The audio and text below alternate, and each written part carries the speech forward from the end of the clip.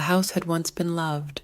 It had been built for a family that had hoped to grow in size, making memories for decades and passing the house down through the generations. It had been designed with careful thought, constructed with reliable, strong materials, and should have become more than a house. It should have become a home. Instead, a year after it had been built, it had lost that potential, and family after family had moved in and then quickly moved out. It laid empty ever since. That was an irresistible mystery to me. The paperwork I held in my hands told me everything I needed to know about the two-story colonial before me. The house had been brought to my attention by my friend and colleague Adam, since he lived the next town over, and I myself lived in a neighboring state. And Adam had told me it seemed right up our alley. That's because we both worked in the same career, haunted realty. Of course, most haunted houses were an easy fix. Someone had died, refused to move on, and needed help. Some cases were more severe, with the spirits determined to stick around for reasons beyond the control of any spiritualist, and those needed to be exorcised. And in extremely rare cases, actual demons took hold, not only infecting the house, but traumatizing those that had moved in before they even had the chance to go to bed that first night. But of course, those cases prompted the arrival of an experienced exorcist, and the problem was resolved without delay. But this house? I looked at the photo of it paper-clipped to the front of the folder I held in my hands, then looked up to it in front of me. This one was a mystery. A referral from Adam meant it was something complicated, something that needed sorting out, and that's why he'd picked me. I'm 38 now and have spent most of my adult life in this career in my capacity as a psychic medium. It isn't the most profitable career path I could have chosen with this gift, but it was the most rewarding. Walking up the cobblestone walkway choked with weeds poking up between the stones. My eyes skimmed over the property. It had spent decades being ignored, having been foreclosed, and now sitting empty as the years piled on, probably forgotten or written off by the bank at this point. The house had been built well, but time ravages even the strongest of construction. The leaves sat caked around the bushes, and buildup had caused the gutters to crack and break. Dirt and grime flourished along the brick exterior, and the lawn had long since been conquered by native plants. That was just the lack of curbside appeal, though, and the interior would be the same. Any house flipper knows that it's the bones of the house that makes the decision of the worthiness of an investment. And I knew enough about this place at this point to be confident the bones were solid. That first step inside, though, let me know why that was irrelevant. My internal alarm flashed a warning as soon as I crossed the threshold, and I slowly tucked the folder I was holding under my arm as my eyes slid warily around the foyer. I continued inside, reaching out mentally, exploring the residence thoroughly, and decided to press my luck. "You are beautiful, aren't you?" I sighed, looking around. I passed through to the living room, empty and worn, and felt eyes on me, a confusing contradiction of presences in the house. "You have so much potential. Everyone else just must not have seen it. That's the only reason you still stand empty." The contradiction of feelings increased in strength on both ends as I strolled into the kitchen. "I can do so much here. We can make you a home again." And something pounced. Dread creeped steadily up my spine, as if something was watching me over my shoulder. Creaks and moans spread through the house, unnatural and impossible to dismiss as typical settling. My instincts told me to run. My senses let me know I was in the presence of a predator, and my vision started to tunnel as my heart raced. "There it is," I whispered over a lump in my throat. "A Fear lieth, which is a creature from Scottish folklore. Adam likely had no idea what he'd walked into when he'd stumbled upon the listing for this house. He'd told me something felt off, but likely he'd only stayed for a minute or so before departing, his instincts kicking in. A typical fear Liath would be smarter than this, but this wasn't typical. Likely this one had fed on the owners who had moved in, one after another, and eventually had driven away any chance of new ownership. Its desperate, hasty tactics as soon as I'd entered told me it was starving, ravenous, for the emotional food source it had been deprived of for so long. The next few moments told me just that. As I turned to look around my room, a snake, black as an oil slick, slithered across the floor. Then another, then a third, taking their time to cross the old hardwood floors as they went. Then a tarantula caught my eye, moving achingly slowly, step by step, across the countertop. Looking around, I spotted another walking across the flat surface in the breakfast nook. I shifted my attention from them to the house around me. "You'll have to do better than that." And then, well, it did.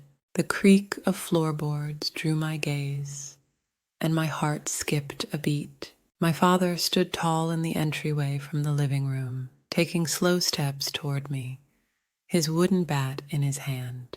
"You're nothing," he hissed at me. "You're weak, and you're broken."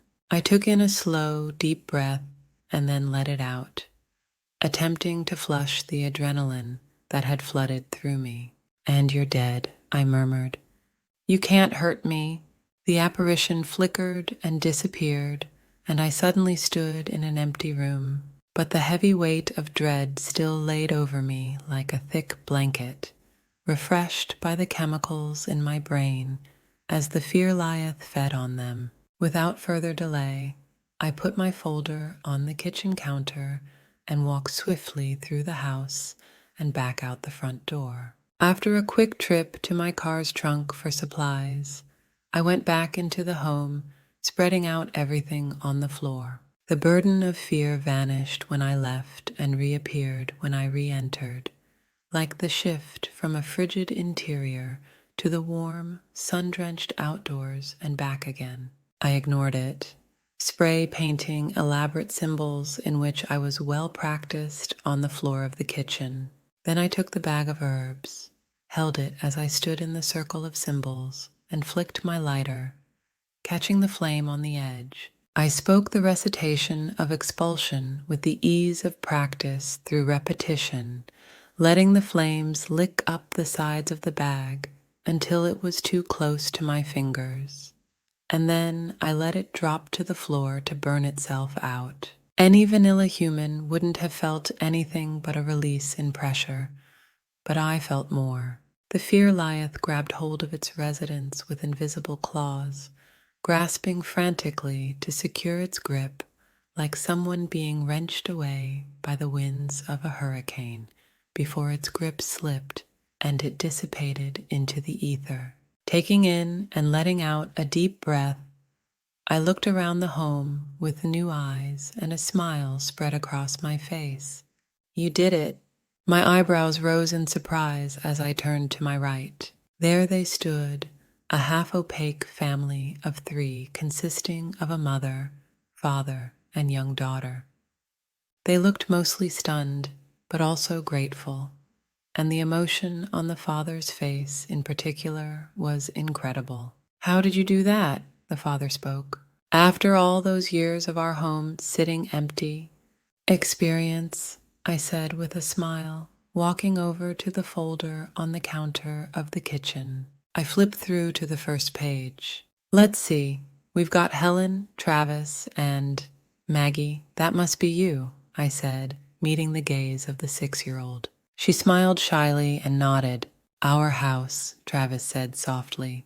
"It's in such a state of disrepair. We've been forced to watch it deteriorate further, watch that demon chase away any hope of making it a home. Will you bring life back into this house?" I nodded. "I will. It says the 3 of you died of carbon monoxide poisoning. I'm sorry for that, especially for your little girl, her life cut so short. Caring for this house and allowing us to move on is the greatest gift you could possibly give us, Travis told me. We've long accepted our fate. We just needed to see the house become a home again to give us peace. You'll have it, I said. Just one favor? Travis nodded. Anything. When I bring in the crew to bring this place back to its former glory, make yourself scarce, I said with a grin. This is the first step to cleansing this house of everything, but let's keep it our little secret that you're spying on them to make sure it's a job well done. Each of them smiled and nodded. You've got yourself a deal, Travis replied. I knew this wasn't sleep.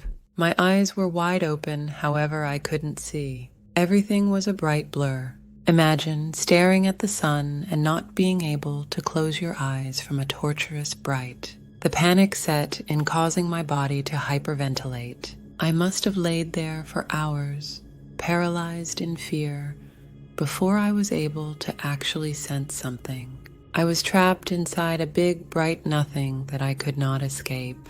The boundaries of reality began to blur. In time, I had lost all taste and smell. Consciousness was coming and going. It was still difficult to tell dreams from reality. Somewhere in this madness, I heard a voice that I'd not heard in quite some time. It was my mother telling me that she was there to help make things comfortable. And by the sound of her voice, to my surprise, she sounded truthfully optimistic. I, on the other hand, was not so sure. Where am I? I recall asking with all the strength one could muster. Mom said that I was home in my apartment. It didn't feel like it. For what seemed like months, I became acclimated to this apartment. It felt as though everything had been rearranged. I remembered my seat on the couch. I was to believe that it was now on the opposite end of the living room. It felt like a different room altogether. The same went for the bedroom.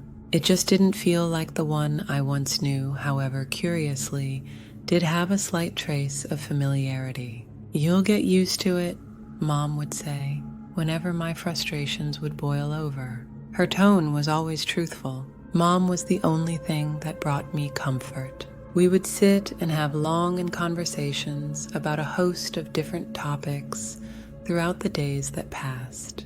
Although my brain was having these comprehensive conversations, I suspected that only a fraction of the words were getting out, if any. There was nothing else for me to do but use my brain, and that I did. Mom seemed to understand my jumbled speech, regardless, as though we were speaking perfectly to one another. One day, she asked about my vision and if there had been any improvement. To be honest, I hadn't really noticed. I was so preoccupied with getting used to it that I didn't realize the odd shapes that were starting to materialize. Keep focusing, she advised me, like she knew this from experience. I began to focus on anything that seemed to take shape within the brightest white. Soon, I was using them to find my way around. The combination of textures within the white mass gave me a trajectory. I saw things as coordinates, equations even. They came like dreams, and once I had my mind set on where I wanted to go, they would propel my momentum. It was the most curious sensation. Mom called it transition. I was lost inside this self-guiding reality, one where time and space were suddenly absent. The sensation of touch brought me back to senses long forgotten. It was a slight pinch that had me swirling with questions. When was the last time I ate a meal or needed to use the restroom? When was the last time I actually used my hands or even my own voice? When was the last time I'd heard anything? My mind was filled with these puzzling revelations. I became destitute inside them. I lingered in this stoic state, struggling to comprehend the sudden realizations that fell on me all at once. Then I recalled the day I awoke blind. There was no memory of anything before that moment. A strong sensation of loneliness invaded me. I thought about Mom. Where had she gone? Was she still nearby and I simply could no longer communicate? Had she left me? I began to search for her within this world of mass bright. I traveled into it with amazing speed, knowing the harder I pushed, the farther away I'd be. But far away from what? It was as though centuries had passed when I finally heard a voice. Over here, Mom's voice was crystal clear, as if she had been right next to me this whole time. Within the bright white, I began to see images like negatives of a photograph, and in them was Mom. Tears were pouring down her cheeks. Behind her, a world in despair came into focus. There were mountains of people fighting and climbing over each other, desperate to reach the serenity of a beautiful tree at its peak. The long and blossoming limbs provided a comforting shade beneath them, a shade that no one would ever reach. In that moment, I experienced a kaleidoscope of the worst feelings imaginable. "I'm sorry," Mom said softly before falling backwards, becoming one with the chaos. For the first time, the brightness faded into a long-lost darkness, but not before I glimpsed a familiar figure. It was my grandma, standing under the tree. The first thing that came into focus was a ceiling. Then the low, monotonous hums of various machines entered my ears. I could feel my body again. I was laying down in a hospital bed, loaded with tubes inside my arms, pinching into my veins. A particularly large one was lodged deep into my throat, helping me breathe. No wonder I couldn't speak, I thought.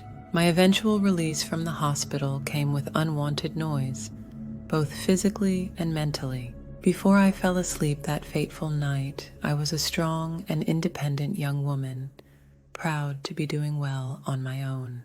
Now I'm forever changed. I'll never be able to speak the same, nor hear things with a clarity I once had.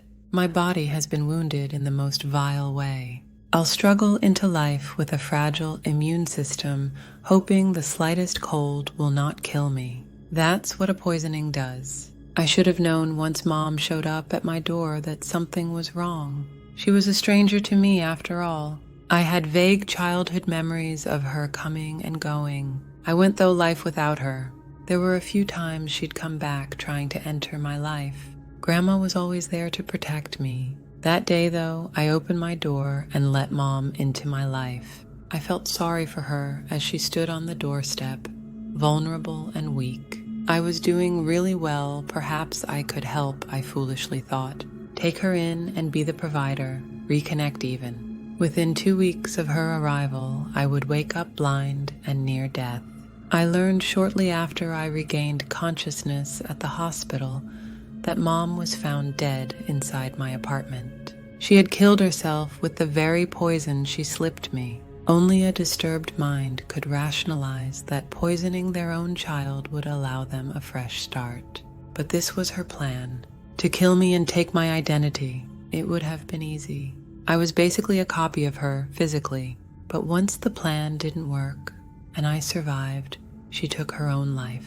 I'll never completely understand any of this. Mom had given in to the demons that controlled her. All I have are these recollections that stick in my head like real memories.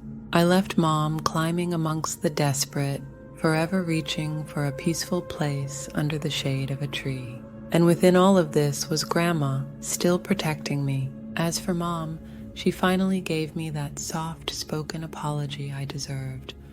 Or perhaps not.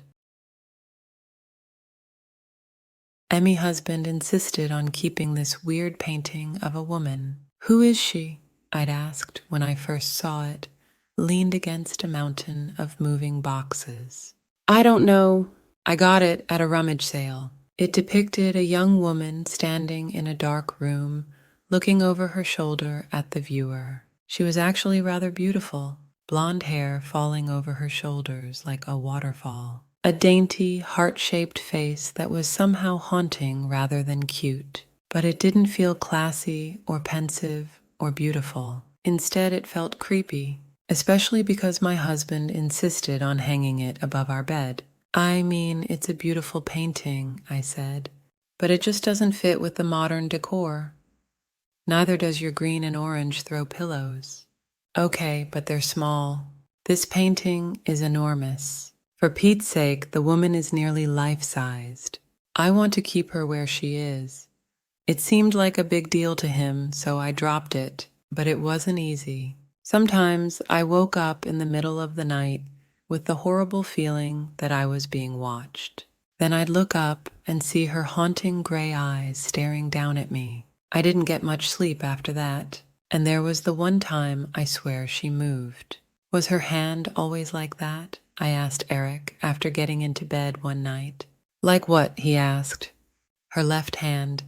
The fingers are kind of open, reaching out behind her, like she's waiting for someone to grab her hand. Yes, she was always like that. I could have sworn she wasn't always like that. Then again, I generally avoided looking at the painting. It was so uncomfortably realistic. When I stared into those gray eyes, I almost felt like I was making eye contact with a person.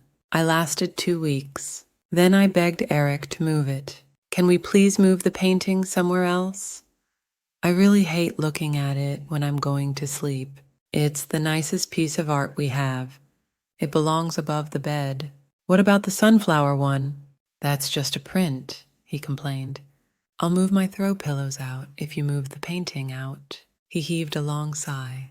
Fine, I'll move her. That was another thing. He often referred to the painting as her.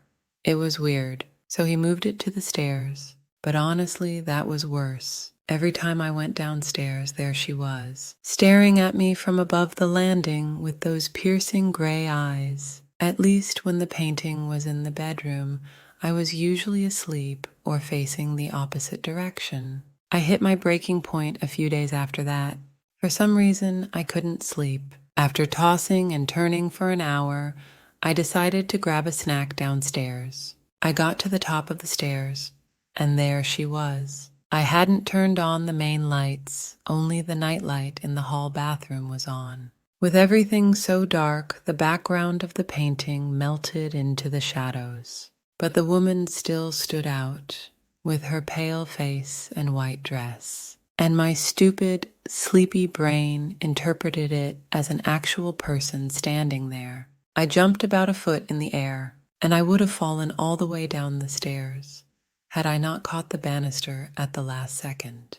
Can we please get rid of that painting? I asked the next morning. Eric turned away from the stove, set the spatula down. Why? Last night, it scared the heck out of me. I nearly fell down the stairs. He stared at me, as if unable to understand. She scared you? He asked slowly.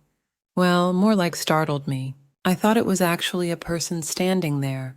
He looked at me. Then he broke into laughter. And after a few seconds, I started laughing too. It was pretty stupid, now that I thought about it. I know I was sleepy, but still, I thought the painting was a person. What did I actually think we were being burglarized by a young, beautiful, blonde woman in a nightdress? For now, I'll move her into my office. Then you don't have to look at her at all. I said, that sounds good.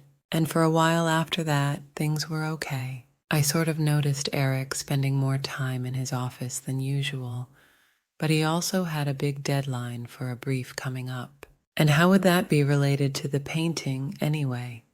It's not like he was staring at her for hours on end, except that's exactly what I caught him doing. One night he didn't come downstairs to eat dinner with me. I called up to him a few times, no reply. So I went upstairs and walked into his office, only to find him staring at her. He was just sitting there, with his computer closed, no papers on the desk, swivel chair turned towards the woman in the painting.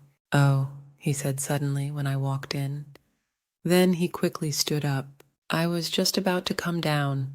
Just sent in the brief a few minutes ago. They're really happy with it. He smiled broadly at me as if nothing were wrong, and then slipped past me. I listened to his footsteps thump down the stairs. Had he actually just finished working, or was he just sitting in here, staring at her? I ultimately decided not to bring it up. The painting was out of my sight, and that was great. Besides, I had bigger fish to fry, like my own deadline coming up for an article I hadn't even started. But then, on Friday afternoon, I accidentally overheard him on the phone. His voice was muffled through the thick wooden door, but it wasn't hard to hear him. He was shouting almost. "I'll have it in by tonight." No, I knew it was due on Wednesday. Well, my wife fell down the stairs. I had to take her to the hospital. Those words sent a chill through me. I barged in. "Why are you lying about me falling down the stairs?" His face paled. He ended the call and turned towards me. "I'm so sorry, Tara, but I needed an excuse. I missed the deadline on that brief, and it's my job on the line." "The brief you told me you finished 2 days ago?" He nodded silently. I crossed my arms. "Look, Eric, your work is your business. But we've spent like all of 1 hour together all week. Because you've been locked in here all day, every day. I mean, are you even working? Or are you just sitting in here, staring at her?" His dark eyes locked on mine, and then his voice grew soft. "You're jealous of her." "What?" "You shouldn't be, Tara," he said, stepping towards me. "The painting makes her prettier than she was." I froze, stared at him. Then I finally found the words. "Are you saying this is a painting of someone you know?" "No," he said slowly. "Sorry, I misspoke. I meant, whoever this is a portrait of, I'm sure it's a flattering likeness. All portraits are flattering like that." I stared at him, my heart pounding in my chest. "Who is this a painting of, Eric?" "I told you, it's not anyone I know." "Eric," I stepped towards him. My legs felt weak, wobbling underneath me. "Who is this a painting of?" He only shook his head. I couldn't sleep that night. I know, it sounds silly, being so worked up over a painting, but you have to admit it was weird. He was obsessed with this thing, for whatever reason. Why didn't I see the painting when we were dating? Did he hide it away in the basement? That was the one place I'd never been. Had he built a little shrine down there? Painting, candles, the whole 9 yards? The thought of it made me sick. Is it an ex-girlfriend, an ex-wife even, that he never told me about? Getting a painting commissioned must have cost a fortune, especially a huge, detailed one like this. I mean, as much as I hated that thing, it was clearly done by someone incredibly gifted. The glint in those piercing gray eyes, the small dimple on her right cheek. But clearly he wasn't keeping it to appreciate the artistry. He knew her, and whoever she is, he's obsessed with her. And then I got the craziest idea. I sat up in bed, slowly, quietly, turned to Eric. He was fast asleep. Then I slipped out from underneath the covers, grabbed my phone from the nightstand, and tiptoed out of the room. My bare feet padded softly across the hallway as I made my way towards his office. Then I pushed the heavy wooden door open and stepped inside. The office was cold, much colder than our bedroom. Goosebumps pricked up my bare arms, but I didn't waste any time. I reached over, fumbling across the wall, and hit the switch. The light flicked on. The blonde woman stared down at me from the wall. Her eyes seemed to follow me as I took Eric's leather chair and dragged it across the hardwood. Once against the wall, I stepped up onto it. We were staring at each other, face to face. I'd never been this close to the painting before, my face inches from hers. This close, I could truly appreciate the detail. Each individual eyelash painstakingly drawn, curving up from its follicle, thread-like striations of light and dark gray filling her irises. Her skin so pale and creamy, dotted with the tiniest of pores. But I wasn't here to appreciate the artwork. I lifted my phone and took a photo. Then I brought up a reverse image search. It took a few minutes for me to find the right website and upload the photo. But when the results loaded, I gasped. I expected maybe one result, if I were lucky. Some sort of facial recognition that would match the painted face to a photo. Or maybe the artist's website would come up and mention who the subject was. But instead, dozens of thumbnails filled the page, of the exact same painting I'd been staring at for weeks. Fingers trembling, I clicked on the first one. It led to a news article with the headline, "Search Continues for Missing Franklin Art Student." My heart dropped. Little black dots danced in my vision. I collapsed into the chair behind me, trembling, and began to read. Anya Kelsing, 23, went missing after a hike with her boyfriend. The two became separated when they came upon a bear. Her backpack was found roughly a mile from where the sighting occurred, but no trace of Anya was found. Kelsing is a third-year student at Franklin College, majoring in fine arts. She recently completed a self-portrait that was exhibited at the Art Museum. Hike Bear Disappearance. All of them showed a photo along with her self-portrait. She looked strikingly identical to her painted likeness. None of them mentioned the boyfriend's name, but it had to be Eric. The most recent article from 5 years ago was a video clip of her parents begging for her search to continue. Sadly, judging by the news articles, it never did. I don't know how long I sat there. All I know is that I was suddenly jolted from my thoughts by a loud thump in the hallway. Footsteps, coming towards the office. I shot up. He can't find me here. I glanced around the room, looking for some place, any place that I could hide. But it was probably too late. Surely he'd seen the light on from under the door. I ducked under the desk just as he stepped into the room. Tara? I clapped my hand over my mouth, trying to silence my ragged breathing. He's going to see the chair out of place. He knows I'm here. He knows. Tara, you in here? Why did I hide? I could have just said I came in here because I heard a noise. Or I couldn't sleep. Why the heck did I hide? Now he's going to know that I know. Tara? But maybe it's fine. Maybe the bear got Anya, maybe Eric had nothing to do with it. Isn't that more likely than Eric being a murderer? There you are. I looked up and screamed. Eric was crouched there in front of the desk, staring at me. I was looking for a pen, I stuttered lamely. I wanted to write down. I remembered I have to pick up groceries tomorrow and I needed to add something. He tilted his head, a small smile on his lips. I don't think that's the truth, Tara. I decided to make a break for it. His hand quickly shot out and grabbed my wrist. You figured out who she is, didn't you? That's the only reason you'd be hiding from me. What did you do to her? I whispered. He let out a dry laugh. So you think I'm a murderer? How nice. That's the first conclusion you jump to. No, I don't think you're a murderer. I swallowed. Just what happened?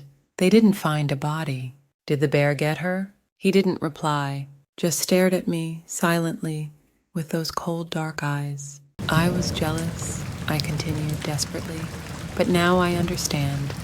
I wish you'd just told me. To lose someone like that, I understand that, of course, you'd want to keep the painting. It's all you have left of her. You should have just left it alone, he said, his tone oddly emotionless. I'm sorry you had to find out this way, I screamed as he lunged for me. It's over.